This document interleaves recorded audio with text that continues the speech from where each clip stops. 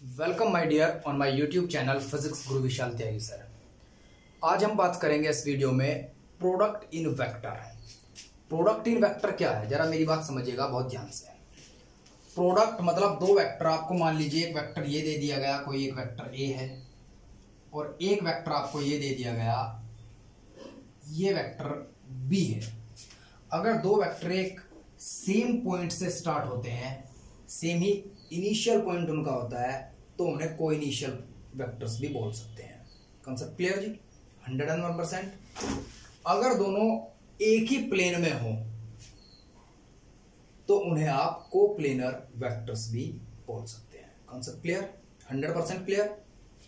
चलिए मान लीजिए दो वेक्टर हैं आपके पास और दोनों के बीच का एंगल आपको दे दिया गया थीटा। तो वेक्टर प्रोडक्ट या वेक्टर के अंदर जो प्रोडक्ट होते हैं वो दो तरह के होते हैं, एक तो स्केलर प्रोडक्ट और एक वेक्टर प्रोडक्ट।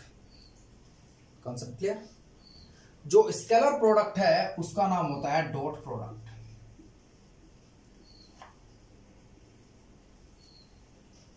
और अगर आपके पास दो वेक्टर हैं ए और बी, तो आप डॉट प्रोडक्ट को कैसे लिखेंगे? आप लिखेंगे A dot B. Concept clear?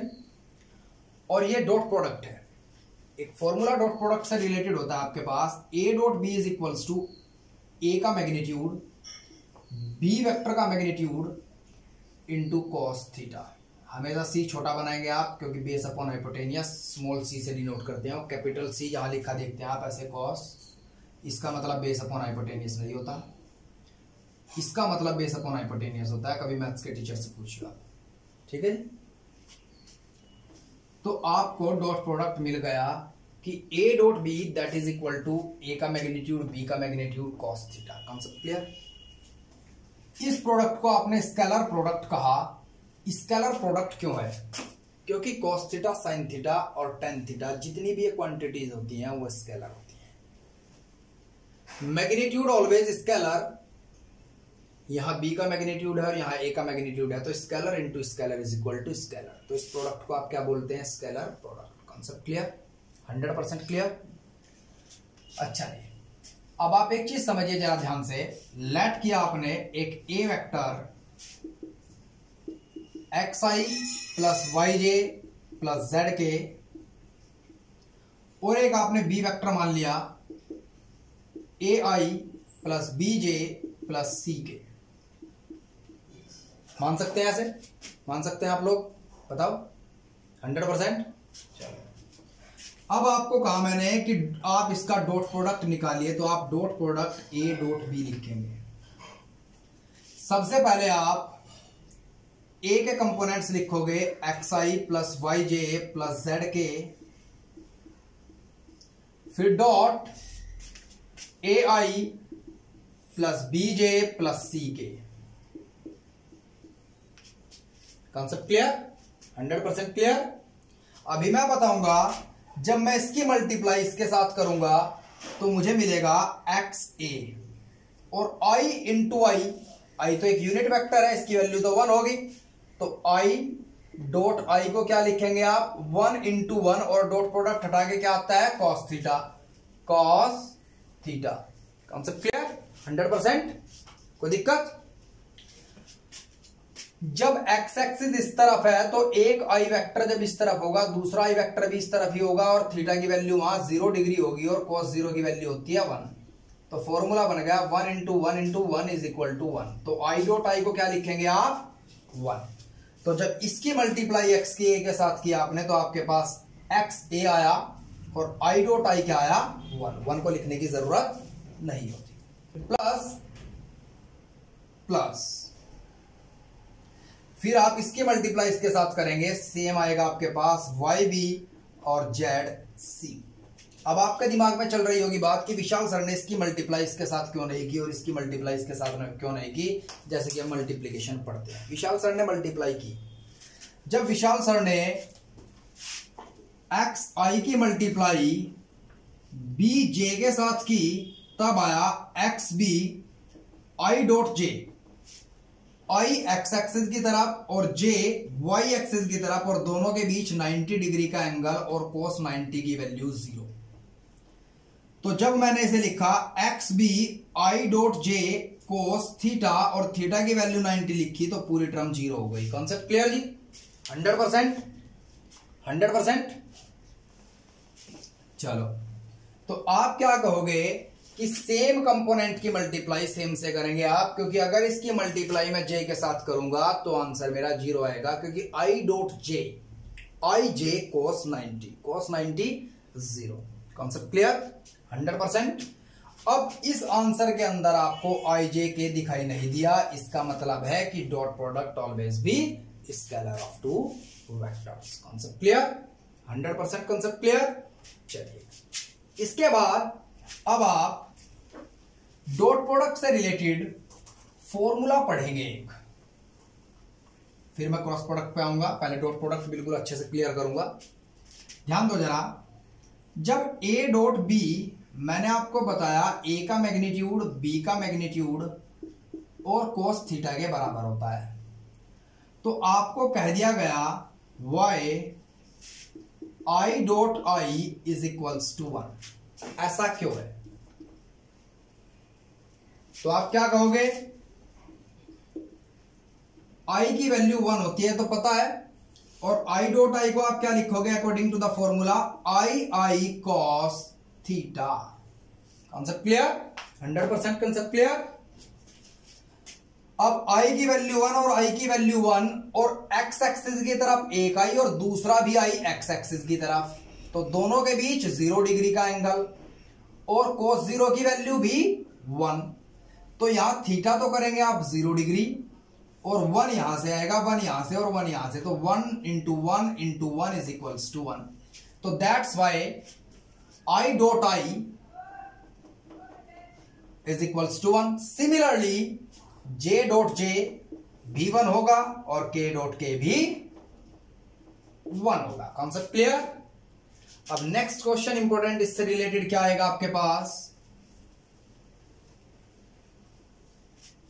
Y i dot जे या जे डॉट के या k dot i is equals to 0।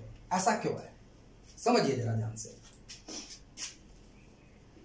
जब मैं बात करूं आई डॉट जे की, तो मैं लिखूंगा i dot j that is equal to i j cos, अब थीटा कितना लूंगा जरा ध्यान दीजिएगा, आई इस तरफ जे इस तरफ, तो थीटा तो cos 90, और cos 90 की वैल्यू 0, तो ये 0। Concept clear to all of you और नॉट?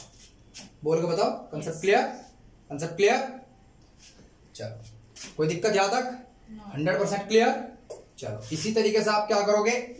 जे डॉट के और के डॉट आई को भी 0 दिखाओगे।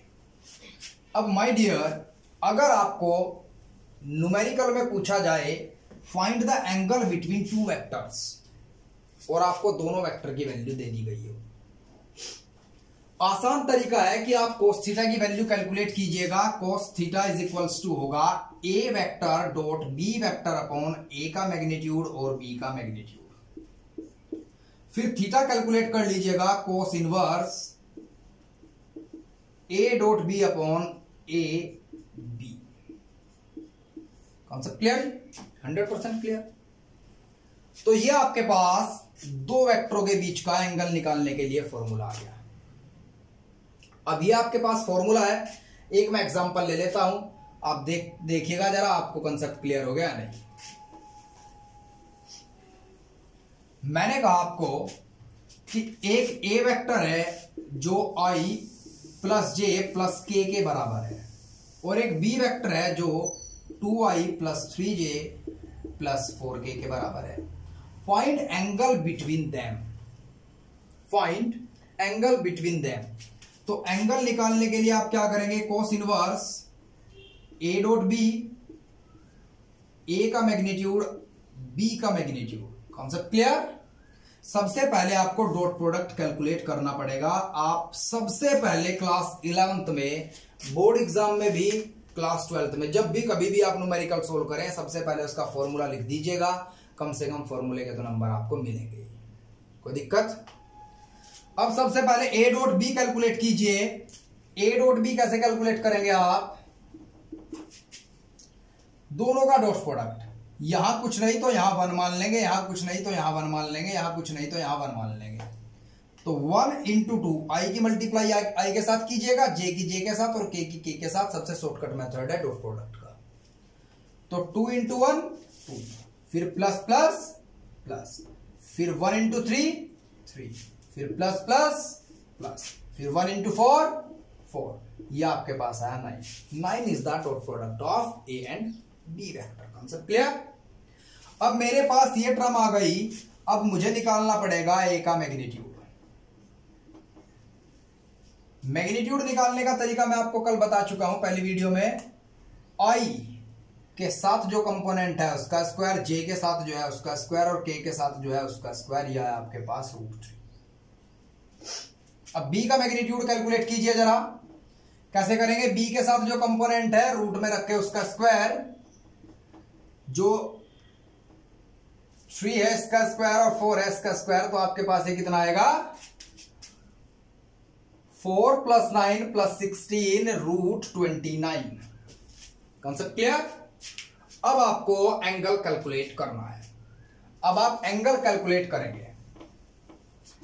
ये वैल्यू और ये वैल्यू उठा करके आप फॉर्मूले में लिख देंगे और आपके पास थीटा की वैल्यू 9/√3 √26 cos इनवर्स। ये आंसर, और आप यही आंसर छोड़ देंगे। Is that clear to all of you? Clear? इसके बाद हम बात करते हैं जी क्रॉस प्रोडक्ट। वो थोड़ा सा टिपिकल होगा, कोई दिक्कत नहीं, ज्यादा टेंशन लेने की जरूरत नहीं, बहुत आसान तरीके से समझाऊंगा क्रॉस प्रोडक्ट भी। वेक्टर प्रोडक्ट को बोलते हैं आप क्रॉस प्रोडक्ट, और इसे आप इस सिंबल से डिनोट करेंगे A क्रॉस B। ए के और बी के ऊपर वेक्टर साइन। जैसे यहां आपने अभी डॉट प्रोडक्ट का फॉर्मूला पढ़ा था, A dot B is equal to A का मैग्नीट्यूड बी का मैग्नीट्यूड cos थीटा। सिमिलर हमारे पास यहां भी एक फॉर्मूला होता है, A का मैग्नीट्यूड बी का magnitude sine theta. Concept clear? 100%। अब माय डियर देखते हैं स्केलर आएगा या वेक्टर आएगा।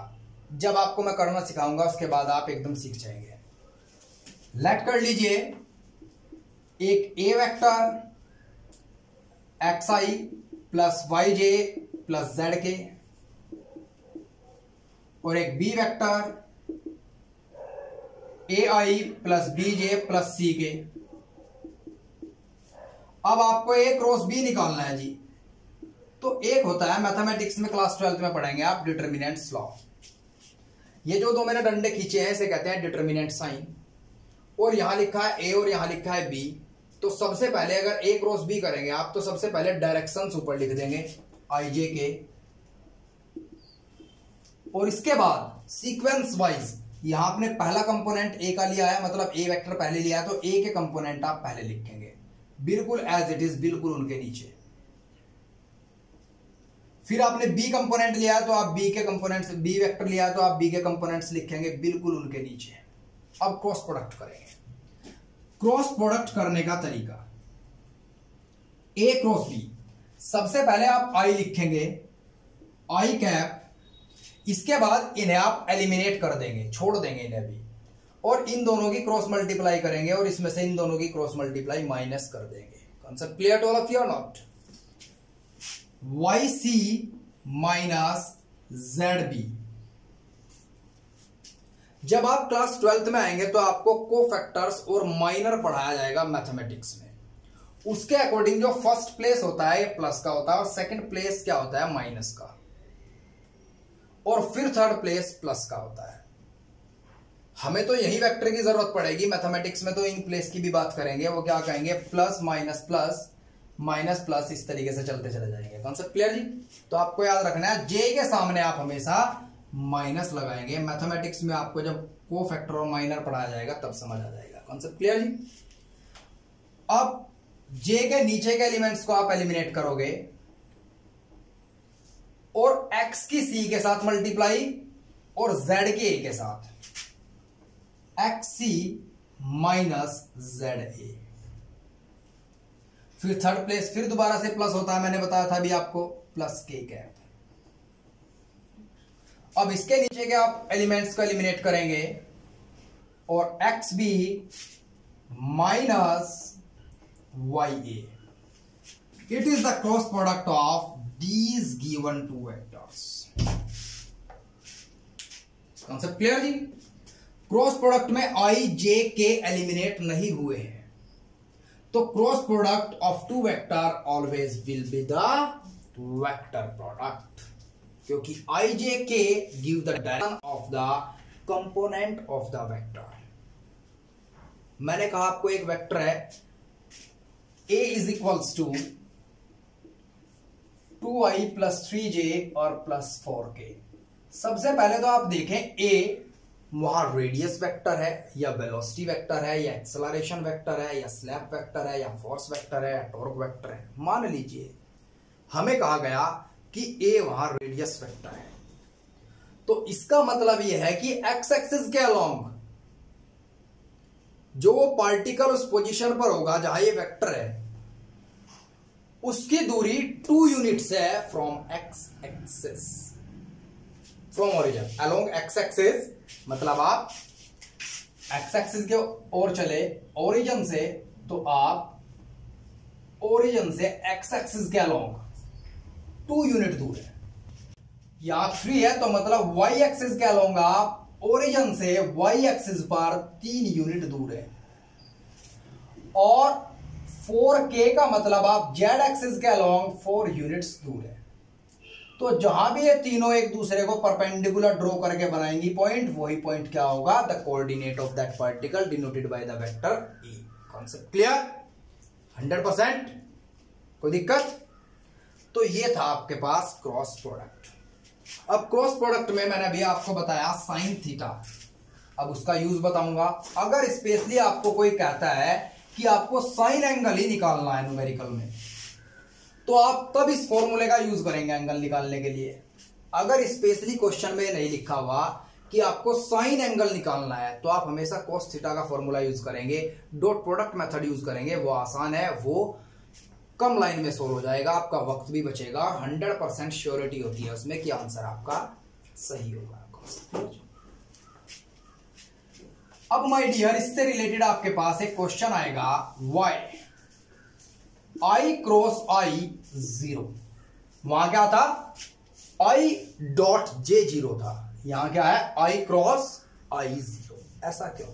या जे क्रॉस जे 0 क्यों और k क्रॉस k 0 क्यों? ये क्वेश्चन आ सकता है। तो क्या लिखेंगे आप? जरा देखिए ध्यान से। i क्रॉस i क्या लिखेंगे आप? i क्रॉस i को i मतलब मैग्नीट्यूड इनका 1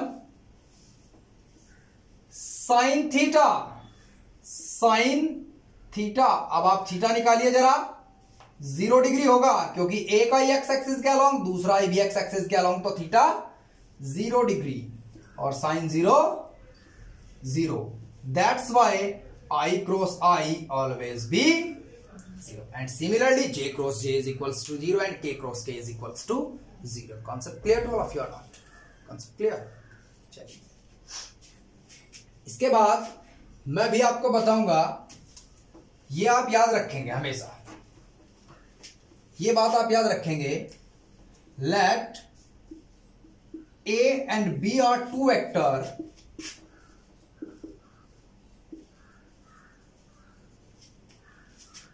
एंड a क्रॉस b किसी तीसरे वेक्टर c के बराबर है।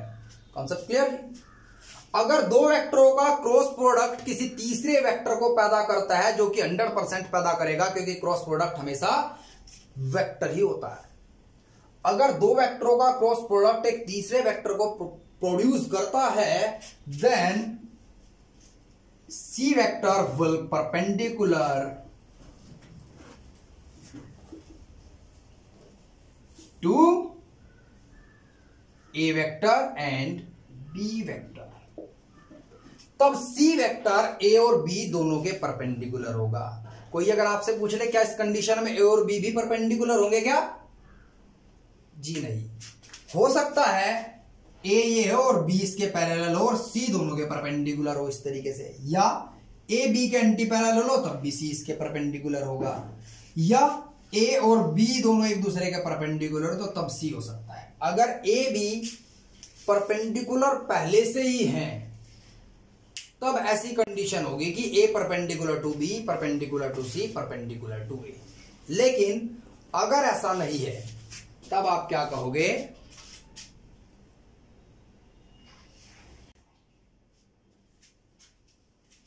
कि अगर दो वेक्टरों का प्रोडक्ट किसी तीसरे वेक्टर के बराबर है तब वो तीसरा वेक्टर दोनों वेक्टरों के परपेंडिकुलर होता है। कॉन्सेप्ट क्लियर जी? जब ए और बी की आपने मल्टीप्लाई की, क्रॉस प्रोडक्ट किया तो सी जनरेट हुआ। अब इसी तरीके से देखिएगा, मैं एक सवाल पूछूंगा आपसे बाद में, आप वेक्टर पढ़ भी चुके होंगे कहीं। ये एक्स एक्सिस, ये वाई एक्सिस और ये जेड एक्सिस और ये आई और ये जे और ये के। फॉर्मूला होता है आपके पास आई क्रॉस जे के बराबर होता है और जे क्रॉस के आई के बराबर होता है और के क्रॉस आई जे के बराबर होता है। Concept clear? इसका मतलब ये है अगर मैं एक्स वाई प्लेन लूं तो उसके परपेंडिकुलर जेड एक्सिस होगी, 100% होगी। इसका मतलब है y और z अगर लूं तो उसके परपेंडिकुलर x एक्सिस होगी, और इसका मतलब है z और x प्लेन के अंदर परपेंडिकुलर एक्सिस y होती है। Concept clear? हम फिर क्या कहते हैं, अगर हम उल्टा करें j क्रॉस i तो ये माइनस के होगा, क्योंकि वेक्टर में अगर उल्टी डायरेक्शन में आप चलेंगे तो माइनस साइन आ जाता है। तो ये आपके पास कुछ फॉर्मूले तैयार होंगे। ये तो फॉर्मूले हैं जो सभी जानते हैं, जितने बच्चे कहीं भी पढ़ते होंगे। अब आपको अपना दिमाग दौड़ाना है। सर ने एंटी क्लॉकवाइज में कहा cross product of two vector will be equal to the third vector which is perpendicular to them in the positive, और एंटी क्लॉक में ऐसे कहा, और क्लॉकवाइज में जब चले कि ये मल्टीप्लाई है और ये मल्टीप्लाई है और ये मल्टीप्लाई है तो माइनस में आया। ऐसा क्यों किया कि एंटी क्लॉक में क्रॉस प्रोडक्ट को पॉजिटिव में लिया और क्लॉकवाइज में नेगेटिव में लिया? मैंने कभी, मैं स्टूडेंट था तो मैं भी पूछता था ऐसी ऐसी चीजें, तो मुझे बता दिया जाता था कुछ तो लेना ही था, एंटी क्लॉक को पॉजिटिव ले लिया वैसे ही, समझ रहे ना। लेकिन हर चीज का एक कारण है, आप नेक्स्ट क्लास में मुझे बताओगे ऐसा हुआ क्यों। ठीक है जी, thank you my dear. I hope आपकी सबके क्रॉस प्रोडक्ट और डॉट प्रोडक्ट समझ आया होगा, कुछ प्रॉब्लम्स भी आपकी सोल्व हुई होंगी। नेक्स्ट वीडियो में मैं इस क्वेश्चन का आपको आंसर दूंगा और न्यूमेरिकल सोल्व कराऊंगा इसके। अगर आपने अभी चैनल को सब्सक्राइब नहीं किया है तो प्लीज चैनल को सब्सक्राइब कीजिएगा और वीडियो को ज्यादा से ज्यादा 11th क्लास के स्टूडेंट के साथ शेयर कीजिएगा। Thank you and have a nice day.